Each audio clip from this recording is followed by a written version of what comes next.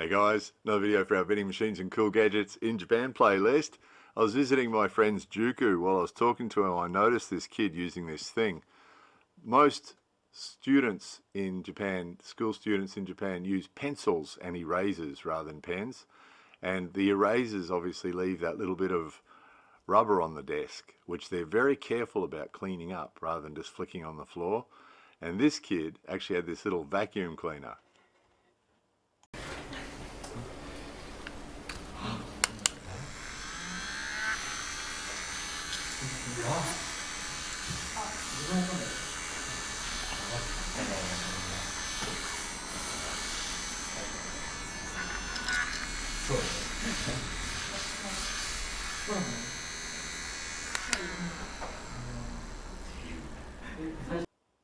Very tidy indeed.